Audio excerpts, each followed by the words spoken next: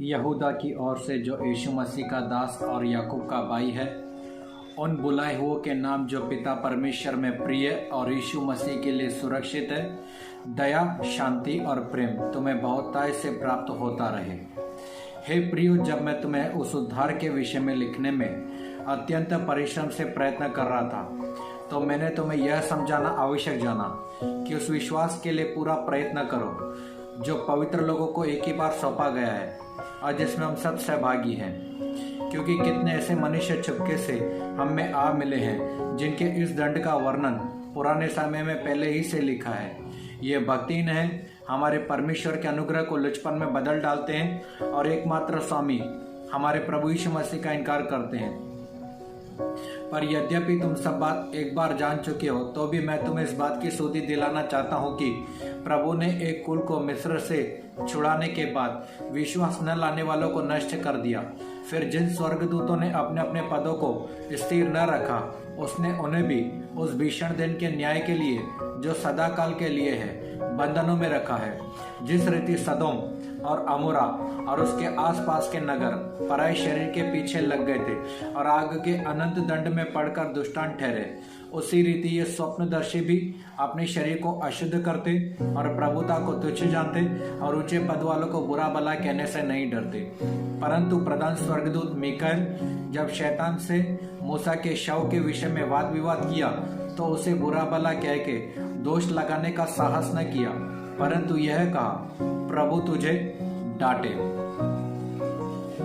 ये लोग जिन बातों को नहीं जानते उनके विषय में दूसरों को बुरा भला कहते हैं, और जिन बातों को अचेतन पशुओं के समान स्वभाव ही से जानते हैं, उनमें अपने आप को नष्ट करते हैं। उन पर हाय, क्योंकि वे कैन के सी चाल चले और मजदूरी के लिए बिलाम के समान भ्रष्ट हुए और कौरव के समान विरोध करके नष्ट हुए हैं।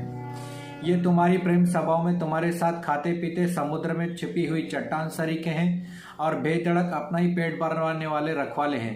वे निर्जल बादल है जिन्हें हवा उड़ा ले जाती है और पतझड़ के निष्फल पेड़ हैं जो 2 बार मर चुके हैं और जड़ से उखड़ गए हैं। ये समुद्र के प्रचंड हिलकोरे हैं जो अपनी लज्जा का फैन उछालते हैं और डावाडोल तारे हैं जिनके लिए सदा काल के लिए घोर अंधकार रखा गया है। हनोक ने भी, जो आदम से 7वीं पीढ़ी में था, इनके विषय में ठीक भविष्यवाणी की।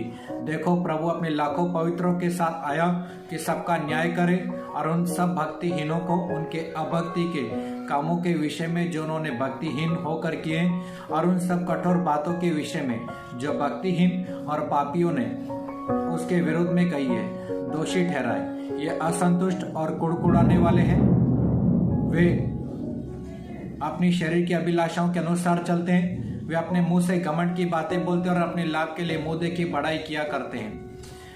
पर हे प्रियो, तुम उन बातों को स्मरण रखो जो हमारे प्रभु यीशु मसीह के प्रेरित पहले ही तुमसे कह चुके हैं। वे तुमसे कहा करते थे कि अंत के दिनों में हंसी और ठट्ठा करने वाले होंगे जो अपनी अभक्ति की अभिलाषाओं के अनुसार चलेंगे।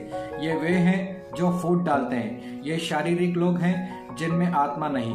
पर हे प्रियो, तुम अपने अति पवित्र विश्वास में उन्नति करते हुए और पवित्र आत्मा में प्रार्थना करते हुए अपने आप को परमेश्वर के प्रेम में बढ़ाते जाओ और अनंत जीवन के लिए हमारे प्रभु यीशु मसीह की बाट जोते रहो। और उन पर जो शंका में है दया करो। बहुतों को आग में से झपट कर निकालो और बहुतों पर भय के साथ दया करो, और उस वस्त्र से भी घृणा करो जो शरीर के द्वारा कलंकित हो गया है। अब जो तुम्हें ठोकर खाने से बचा सकता है और अपनी महिमा की भरपूरी में निर्दोष और मगन करके खड़ा कर सकता है, उस एकमात्र परमेश्वर हमारे उद्धारकर्ता की महिमा और गौरव और पराक्रम और अधिकार हमारे प्रभु यीशु मसीह में जैसा सनातन काल से है, अब भी हो और युगानुग होती रहे। आमीन।